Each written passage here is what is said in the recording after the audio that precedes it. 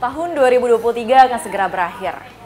Sepanjang tahun ini, ada yang berhasil menambah nilai asetnya, memperbaiki kondisi keuangannya. Namun bahkan ada yang kehilangan penghasilan. Takkan ada yang tahu kapan musibah finansial akan terjadi. Hal yang bisa kita lakukan hanyalah berjaga-jaga agar meminimalisir dampak dari kerugian tersebut. Pemirsa, langkah baiknya bagi kita untuk memeriksa kesehatan keuangan di akhir tahun. Karena dengan itulah kita bisa mengevaluasi dan melihat perilaku kita dan cara mengelola keuangan kita. Salah satunya dengan mempersiapkan resolusi finansial. Resolusi acap kali menggema setiap menjelang pergantian tahun. Tapi Sobat Cuan tahu gak sih apa arti resolusi itu? Resolusi tahun baru adalah komitmen yang kita buat pada diri sendiri untuk melakukan perubahan positif dalam hidup. Resolusi ini mencerminkan keinginan untuk mencapai tujuan yang berkaitan dengan pertumbuhan pribadi. Dalam konteks finansial, berarti untuk mencapai tujuan finansial yang tidak lain dan tidak bukan adalah financial freedom. Isi dari resolusi tahun baru dapat berupa perubahan kebiasaan kecil yang ingin dilakukan atau langkah-langkah kecil untuk meraih pencapaian besar. Resolusi tahun baru bisa dianggap sebagai evaluasi diri untuk membuat rencana perubahan yang dimulai sejak awal tahun. Resolusi tahun baru juga merupakan cara merumuskan tujuan yang ingin dikejar selama setahun ke depan. Dalam membuat resolusi tahun baru, kita juga bisa menetapkan visi jangka panjang serta arah hidup yang ingin dituju pada tahun yang mendatang. Nah Sobat Cuan, kalau misal tadi kita udah bahas apa itu resolusi dan Sobat Cuan pun udah tahu, sekarang kita langsung aja cari inspirasinya langsung kalinya. Sudah bersama saya Financial Expert CNBC Indonesia, Mas Aulia Akbar. Halo Mas, apa kabar? Baik, Sandi. Semoga sehat selalu, senang sekali bisa bertemu kembali dan berbincang-bincang lagi ya. Kali ini kita bakal ngomongin soal resolusi di tahun depan begitu Mas. Oke, kalau misalnya Mas Akbar sendiri ngelihat bagaimana sih pentingnya untuk menetapkan resolusi di tahun depan Mas? Oke, jadi kadang-kadang emang di akhir tahun tuh kita sibuk dengan mikirin resolusi gitu. Apa yang menjadi tujuan kita ke depannya gitu. Kita mau, apa sih yang mau kita achieve gitu tahun depan. Sebetulnya bagus, karena pada hakikatnya manusia kalau hidup nggak ada tujuan nggak bakal semangat juga ya. Cuman jangan lupa juga, kita harus flashback juga. Kita lihat coba di tahun lalu. Kira-kira di tahun 2023 ini ada nggak sih resolusi kita yang emang malah nggak tercapai gitu. Yang sudah kita rencanakan jauh-jauh hari, kita pikirin, kita udah invest waktu di sana, tapi malah nggak terrealisasi. Sekarang kita udah mikirin hal baru lagi gitu. Nah, saya rasa sih ada baiknya untuk kita coba ingat-ingat dulu ya catatan lama kita, kira-kira apa sih yang memang belum kita realisasikan gitu, dan kira-kira apakah di tahun depan ini hal itu masih relevan untuk kita realisasikan. Jadi kalau memang ternyata di situ kita masih bisa lihat di tahun lalu yang masih bisa, yang PR kita masih ada gitu, dan itu bisa kita selesaikan di tahun depan, dan kita masih bisa punya resolusi lain, nah itu lebih baik untuk kita lakukan sih. Oke, sebenarnya kalau dari sisi manfaatnya tuh apa sih Mas kalau misalnya kita punya resolusi di tahun depan ini? Terutama di masalah finansial. Ya, secara finansial sebetulnya kalau memang sudah ada tujuan ya, kita mau ngapain 3 bulan ke depan, kita mau ngapain 6 bulan ke depan, kita mau ngapain beberapa tahun ke depan gitu. At least keuangan kita akan cenderung lebih aman. Jadi kita udah tahu kemana larinya gitu. Kalau kita nabung, nabung buat ini gitu. Ketimbang kita cuman terima gaji, terima pendapatan, terus katanya ditabung buat apa? Ditabung nggak ada gunanya juga. Jadi nggak kita spend untuk hal-hal yang bermanfaat. Tujuan kita punya resolusi sebetulnya adalah untuk itu ya, untuk memetakan cita-cita kita dalam jangka pendek maupun jangka panjang. Nah, kalau misalnya untuk netapin gimana sih caranya kita untuk membuat plan, resolusi finansial yang sangat realistis gitu. Karena kan kadang kita suka berangan-angan yang wah di luar nalar banget nih Mas. Kira-kira gimana nih Mas, ada inspirasi nggak? Ya sebetulnya gini ya, kita harus lihat juga kondisi kita sekarang secara finansial seperti apa gitu ya. Secara finansial itu nggak mesti kita lihat hanya patokannya dari tabungan doang kayak gitu ya, tapi kita harus lihat juga dari sekarang kita as a person tuh penghasilan kita seperti apa sih gitu ya, terus habis itu kita punya kestabilannya seperti apa. Mungkin kita pengen punya wishlist ya, tahun depan mau jalan-jalan ke Eropa gitu, cuman sekarang kita mohon maaf kita kerja di perusahaan yang misalnya perusahaan yang emang udah lagi rugi, dan kita sendiri posisi kita walaupun kita sebagai karyawan tetap juga rentan untuk kena layoff, apalagi zaman sekarang kan banyak ya ancaman-ancaman PHK dan itu nyata sekali gitu. Sekarang apakah bijak gitu untuk kita mengejar impian di sana dengan kondisi kita saat ini dan ditambah lagi penghasilan kondisi tabungan kita juga lagi nggak sehat, ternyata mungkin 2023 banyak pengeluaran kita nggak tahu ya ada.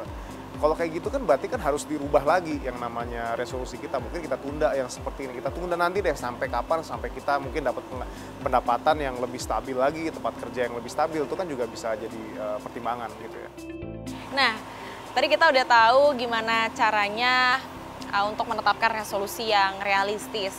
Nah, terkait biar kita bisa terus on track terhadap resolusi itu bagaimana Mas caranya Mas?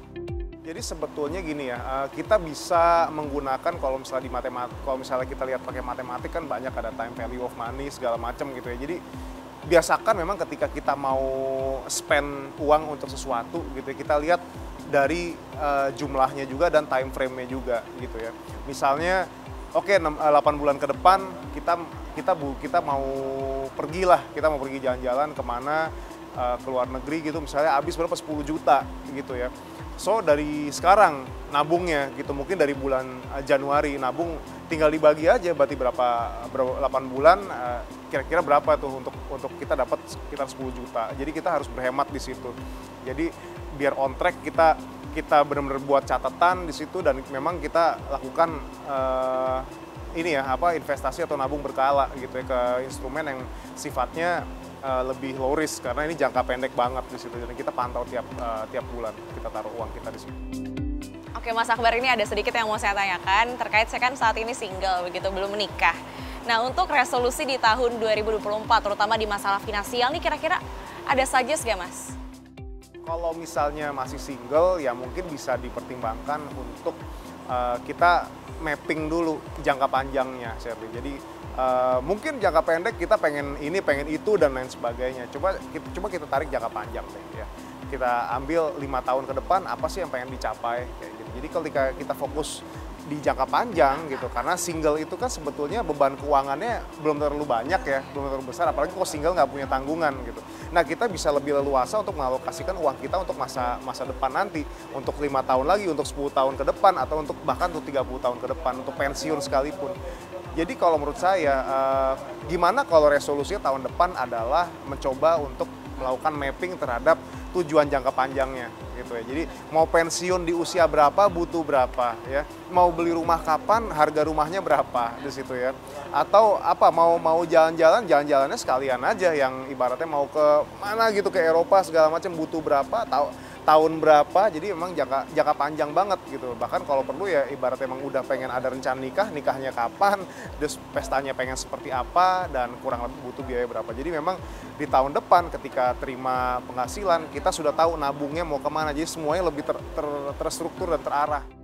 Ini kan tadi tuh single Mas bilang ini kan bisa lebih bebas. Nah kalau misalnya berkeluarga ini bedanya seperti apa Mas? Ya, kalau udah berkeluarga sebetulnya challenge-nya adalah banyak pengeluaran yang sifatnya kayak mendesak gitu ya. Yang memang tiba-tiba aja ada gitu, apalagi kalau anaknya masih kecil ya. Mungkin apalagi sekarang ya banyak yang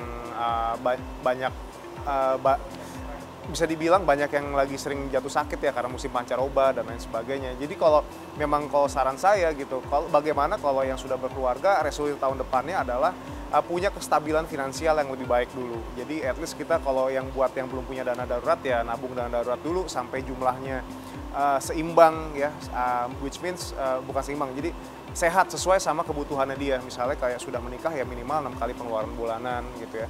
Terus mungkin yang belum punya jaminan kesehatan ya milikilah paling nggak BPJS kesehatan. Kalau ada rezeki lebih belilah asuransi kesehatan gitu ya. Terus kalau misalnya sudah berumah tangga mungkin udah ada tanggungan juga, belum ada asuransi jiwa ya pertimbangkan juga untuk keluar uang untuk beli asuransi jiwa yang sesuai sama yang bisa ya memang sesuai, yang tepat guna dan sesuai sama pendapatan juga ya. Jadi ketika itu udah stabil, kita mau investasi juga lebih enak ke depan. Oke Mas Akbar, ini pertanyaan sering banget ditanyain sama Sobat Cuan dan juga saya sendiri sebenarnya, karena saya sebagai pekerja single tuh kadang kan belum punya kebutuhan yang besar gitu ya, belum ada tanggungan yang besar. Nah jadi saya masih sulit untuk membedakan ini tuh prioritas atau enggak. Nah untuk cara mengenali ini tuh prioritas atau tidak tuh seperti apa Mas? Ya, intinya adalah memahami ya kira-kira apa yang kita lakukan itu benar-benar relevan apa enggak sih di masa depan. Jadi emang suatu goals atau suatu tujuan finansial tuh sifatnya harus relevan gitu. Misalnya kalau orang ditanya gitu, kamu mau apa gitu dalam masa yang akan datang itu, oh pengen punya rumah gitu, pengen beli mobil sport, pengen kayak gitu-gitu. Ini sekarang sesuai nggak, relevan nggak sama kehidupannya saat ini. Setelah dilihat-lihat ya kalau dibilang ya relevan atau enggak, ya yang penting saya suka gitu, gue suka tapi belum tentu relevan buat keluarga dan lain sebagainya. Berarti kan bisa dikatakan mungkin kurang relevan seperti ini. Mungkin ada langkah baiknya kalau memang dikatakan relevan ya di masa yang akan datang mungkin pengen hidup lebih tenang gitu ya, mungkin slow living tapi anaknya bisa kuliah di kampus-kampus yang unggulan di situ. Itu kan cukup relevan buat keluarga sama dirinya sendiri gitu ya. Jadi emang harus dicari tahu seberapa relevan itu sendiri di diri kita sendiri. Oke, mungkin Mas Akbar boleh share ke Sobat Cuan atau ngasih inspirasi untuk Sobat Cuan untuk resolusi finansial ke depannya ini seperti apa? Iya, pokoknya kalau buat Sobat Cuan ya, pastinya kalau memang Sobat Cuan masih single ya dan memang belum ada tanggungan, ada baiknya resolusi tahun depan adalah untuk bisa lebih memahami lagi seperti apa sih kebutuhan kita di masa yang akan datang. Belajar untuk memahami itu dulu deh. Karena ketika kita sudah paham, kita tahu butuhnya buat apa, kedepannya kita akan lebih bijak lagi untuk kita spend money. Bukan berarti tambah pelit ya, tapi lebih bijak lagi di situ. Karena pelit sama bijak tuh beda lagi. Nah sementara kalau buat yang sudah berumah tangga, cobalah untuk review lagi ya financial protectionnya seperti apa. Jadi semacam keamanan finansial kita seperti apa. Apakah sekarang saat ini sudah bisa dikatakan cukup aman gitu, atau malah sebaliknya ya. Pastikan tahun depan kalau memang belum aman ya pastikan dana daruratnya sudah bisa dikumpulkan sampai jumlah yang ideal, lalu sudah punya proteksi asuransi dan lain sebagainya, dan baru itu setelah itu barulah kita bisa fokus untuk menabung untuk masa depan gitu ya, atau investasi. Oke Mas Akbar, terima kasih udah mau ngobrol-ngobrol bareng lagi sama Sherly. Dan begitulah pemirsa perbincangan saya bersama dengan financial expert CNBC Indonesia, Mas Aulia Akbar. Nah, bagaimana nih Sobat Cuan? Apakah sudah memiliki gambaran untuk resolusi di tahun depan? Ataukah Sobat Cuan punya resolusi lain? Kita nantikan dan kita obrolin lagi di tahun depan mengenai resolusi-resolusi Sobat Cuan. Saya Serlena Salsabila bersama juru kamera Angga Yosua, tim liputan CNBC Indonesia.